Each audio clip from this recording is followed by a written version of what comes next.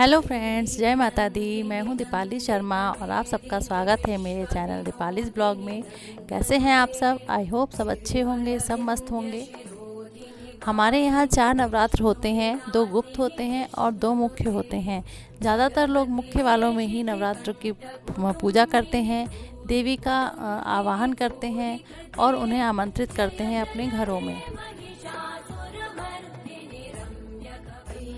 इस बार शारदीय नवरात्र 17 अक्टूबर से प्रारंभ होकर 24 अक्टूबर को समाप्त होंगे और ये नवरात्र पूरे भारतवर्ष में बहुत ही धूमधाम से मनाए जाते हैं। लोग अपने घरों में माता रानी की चौकी सजाते हैं, नारियल रखते हैं, कलश की स्थापना करते हैं और माता का आवाहन करते हैं। आज मैं आपको इस वीडियो के माध्यम से बताऊंगी कि माता रानी के 9 स्वरूपों को कौन सा भोग अर्पित करें, कौन से पुष्प अर्पित करें और कौन सी देवी का स्वरूप कौन से ग्रह को नियंत्रित करता है और उस ग्रह के दुष्प्रभावों को कम करता है। इस वीडियो के माध्यम से मैं जितनी भी जानकारी आप लोगों तक पहुंचाऊंगी वो हिंदू धर्म की मान्यताओं और पुस्तकों से ली गई है। पूरी जानकारी प्राप्त करने के लिए वीडियो को अंत तक जरूर देखिएगा। नवरात्रों के प्रथम दिन में माता शैलपुत्री की पूजा की जाती है। इस दिन लोग अपने घरों में कलश स्थापित करते हैं और माता को आमंत्रित करते हैं। शैलपुत्री माता चंद्रमा को नियंत्रित करती हैं और चंद्रमा के दोष को समाप्त करती हैं। माता रानी को शुद्ध घी अति प्रिय है, अतः हमें माता रानी को शुद्ध घी का भोग लगाना चाहिए और लाल गुड़हल के फूलों से माता रानी को श्रृंगार करना चाहिए। उन्हें फूल अर्पित करने चाहिए जिससे कि माता रानी आपके जीवन में हमेशा सुख समृद्धि बनाए रखेंगी।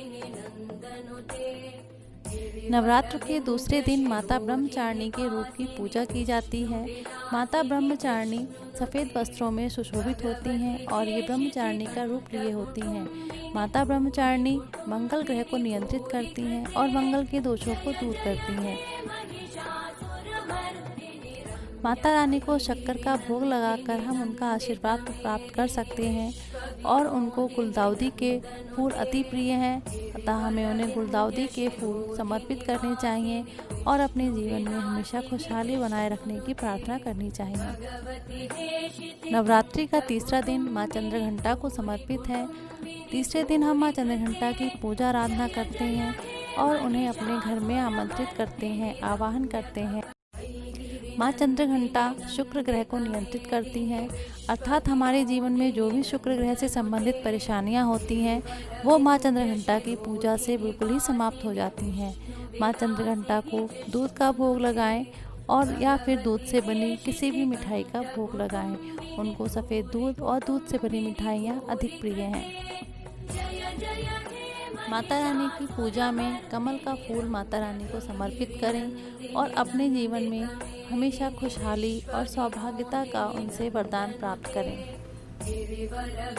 नवरात्र के चौथे दिन माँ कूष्मांडा की पूजा आराधना की जाती है और उन्हें प्रसन्न किया जाता है। माँ कूष्मांडा सूर्य ग्रह को नियंत्रित करती हैं और सूर्य ग्रह से संबंधित जो भी परेशानियाँ, दुष्प्रभाव हमारी जन्म कुंडली में होते हैं वो माँ कूष्मांडा की कृपा से सब समाप्त हो जाते हैं। माँ कूष्मांडा को मालपुए बहुत अधिक प्रिय हैं, अतः हमें उन्हें भोग में मालपुए अर्पित करने चाहिए और माता रानी का श्रृंगार सफ़ेद चमेली के फूलों से करना चाहिए। सफ़ेद चमेली के फूल उनकी पूजा में अवश्य ही प्रयोग करें। नवरात्र के 5वें दिन में हम लोग अपने घरों में माता स्कंद माता की पूजा और आराधना करते हैं और उन्हें उनके ही प्रिय भोग और पुष्प चढ़ाकर प्रसन्न करते हैं। माता स्कंद माता बुध ग्रह को नियंत्रित करती हैं, अर्थात हमारी जन्म कुंडली में जो भी बुध ग्रह से संबंधित समस्याएं होती हैं वह स्कंद माता की पूजा से समाप्त हो जाती हैं।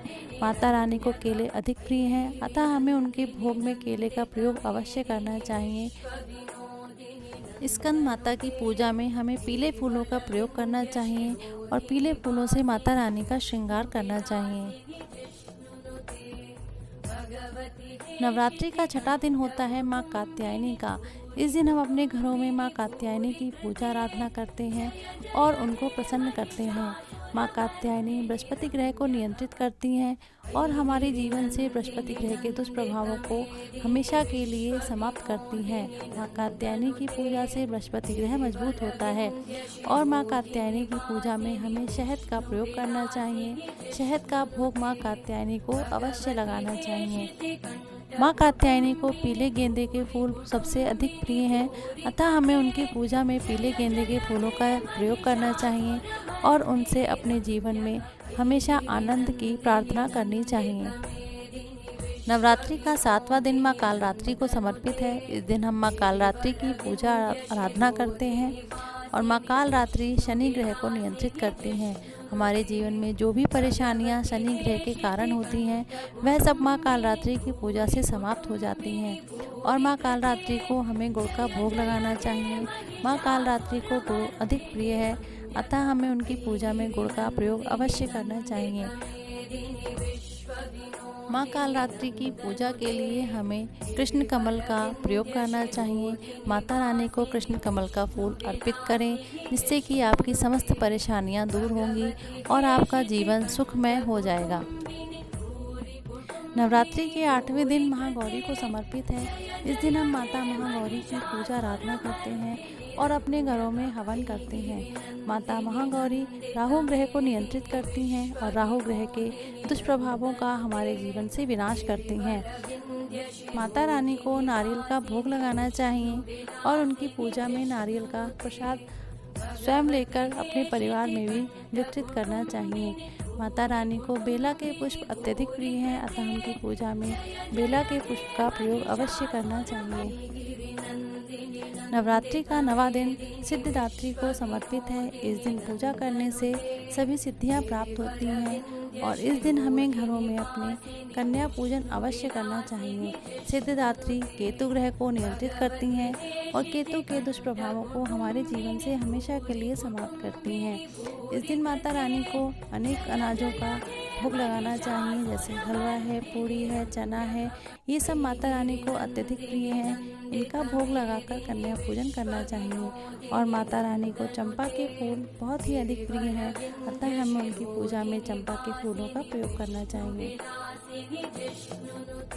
तो ये मेरी तरफ से कुछ जानकारी थी नवदुर्गों की पूजा के लिए कि हम माँ के 9 स्वरूपों का पूजन कैसे कर सकते हैं, उन्हें क्या भोग लगा सकते हैं, उन्हें क्या पुष्प अर्पित कर सकते हैं और उन्हें किस तरह से प्रसन्न कर सकते हैं। तो ये थी छोटी सी वीडियो मेरी तरफ से आप लोगों के लिए। अगर आपको वीडियो अच्छा लगा हो तो प्लीज़ लाइक करें, शेयर करें और सब्सक्राइब करें मेरे चैनल को। इन नवरात्रों में माता रानी आपके घरों में आकर आपको खुशियाँ प्रदान करें, आपको उन्नति प्रदान करें और आपकी सभी मनोकामनाओं को पूर्ण करें।